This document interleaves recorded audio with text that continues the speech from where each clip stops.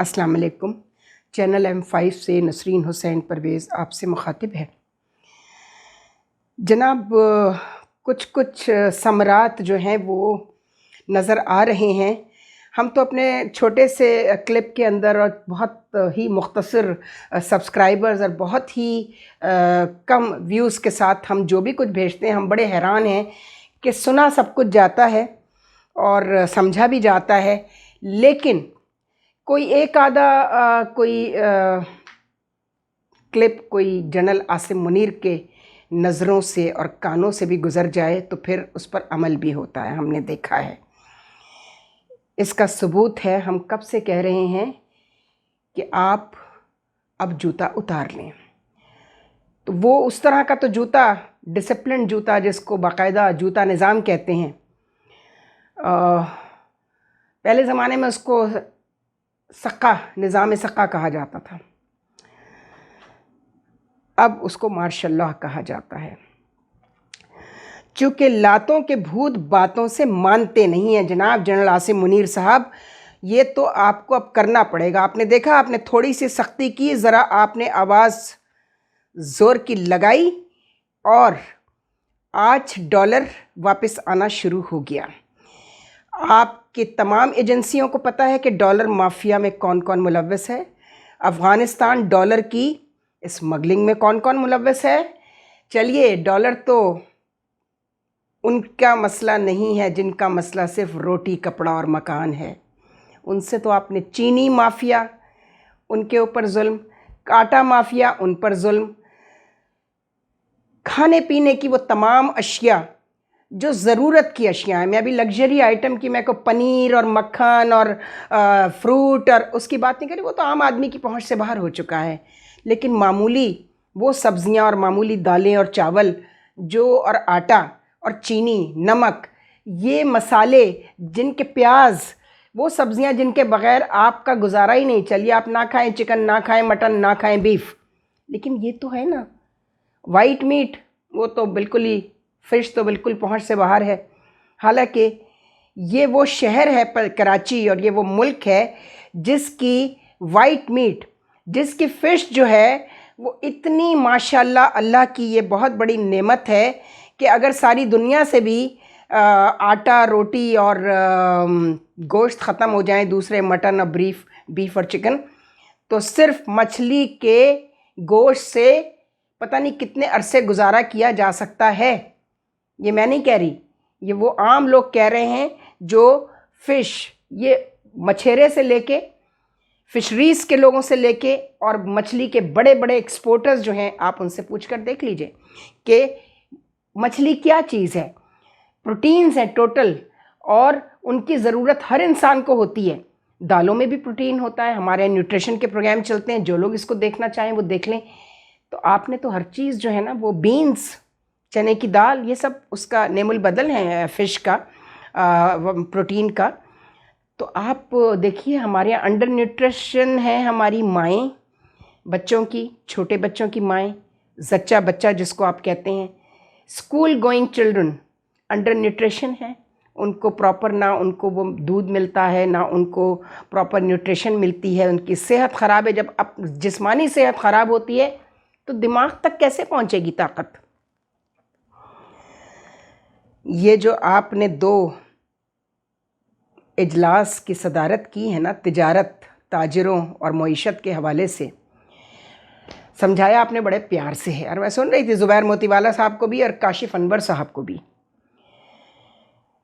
Karachi chamber के कुछ हालात ऐसे हैं जो कासिम तेली साहब के ज़माने से चले आ रहे हैं, और मैं चूँकि वहाँ पर 2 कमेटीज़ के अंदर रही हूँ, सब कमेटीज़ में एक ट्रेडमार्क से रिलेटेड थी, ट्रेडमार्क की अहमियत का नहीं पता लोगों को, एक फॉरेन मिशंस कमेटी, और तीसरी फेयर्स कमेटी, इंटरनेशनल एग्ज़िबिशंस जो होती हैं और जो लोकल एग्ज़िबिशंस होती हैं।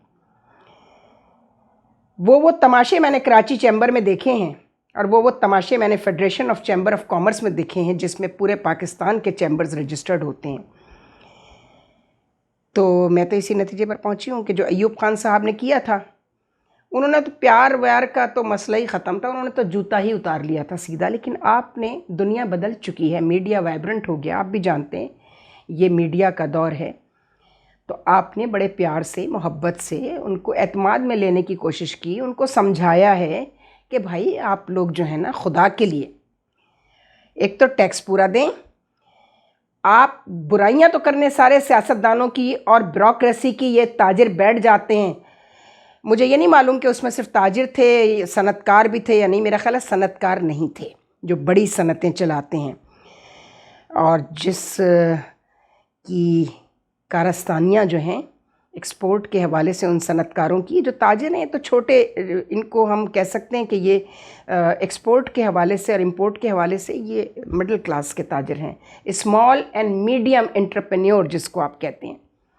ایک اور بھی ہے وومن انٹرپرینیور. آپ کو شاید اندازہ ہوگا جنرل عاصم منیر صاحب، آپ کے جو لوگ ہیں ان کو کئی دفعہ بہت ساری چیزیں بتانے کی کوشش کی، تو وہ کہتے ہیں کہ جی ہم طویل گفتگو نہیں سننا چاہتے. تو بھائی ورکنگ پیپر بنوا لیجئے، چونکہ وہ انٹرسٹڈ ہی نہیں ہے کہ یہ ملک ٹھیک ہو.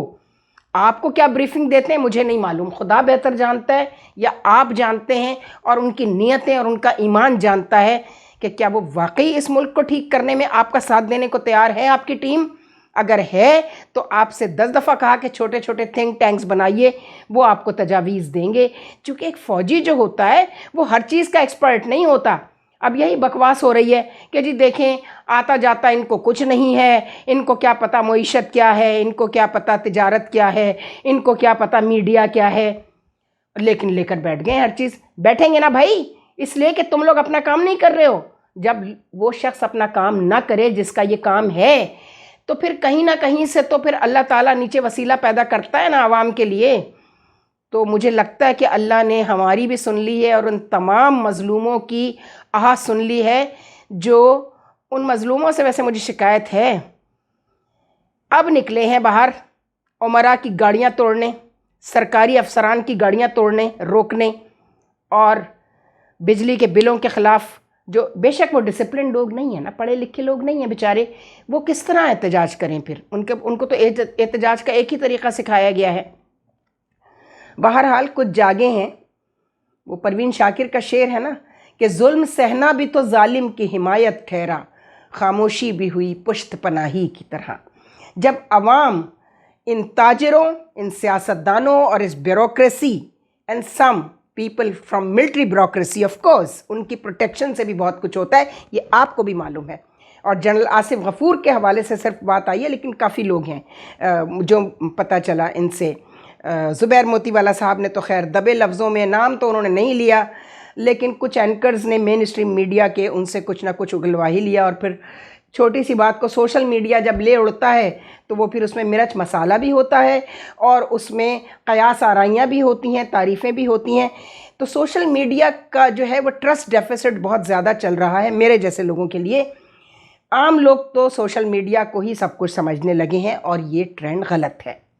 یہ اس وقت ختم ہو سکتا ہے جب آپ مین اسٹریم میڈیا کے اندر وہ لوگ لیں جو پراپر جرنلسٹ ہیں، پروفیشنلی آنیسٹ ہیں.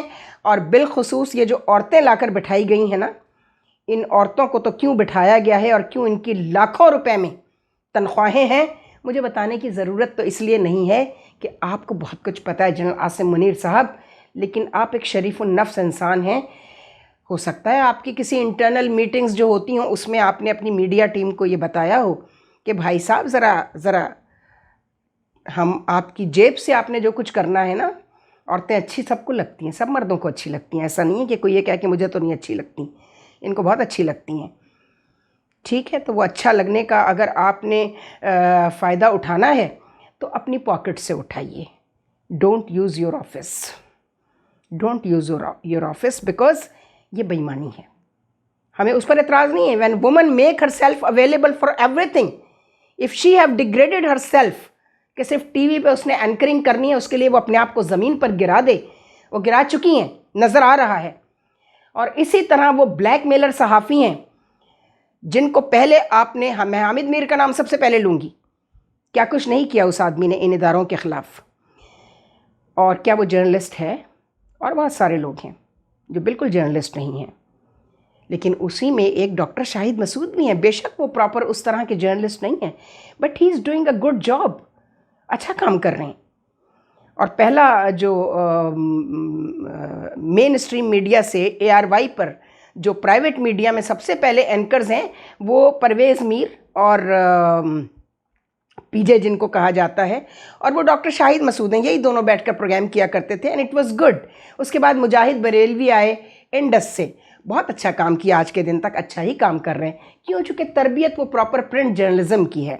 اسی طرح محمد مالک ہیں, مظہر عباس تو خیر کیا کہنے, رؤف کلاسرا ہیں, عامر متین صاحب ہیں. بے شک یہ لوگ ٹیلڈ ہیں, میں یہ مانتی ہوں کہ یہ لوگ کسی پارٹی کی نظریات کے ساتھ ٹلڈ ہیں, جیسے بھٹو کے نظریات کے ساتھ بڑے لوگ ٹلڈ تھے. آج عمران خان کا بھوت اسی طرح سوار ہے سروں پر, اور وہ اچھی جرنلزم کے لیے ایک دیمک سے زیادہ اور کچھ نہیں ہے.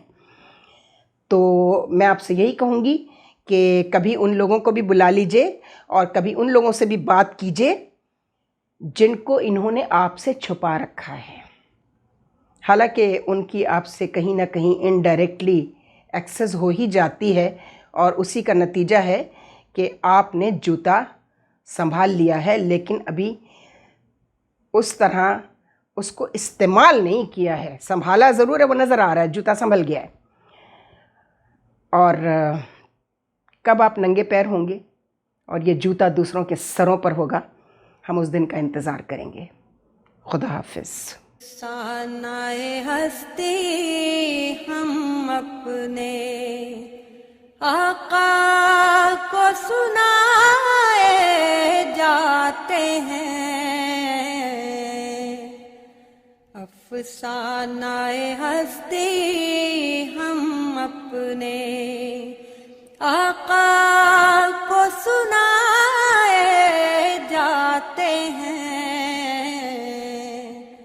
امید لگائے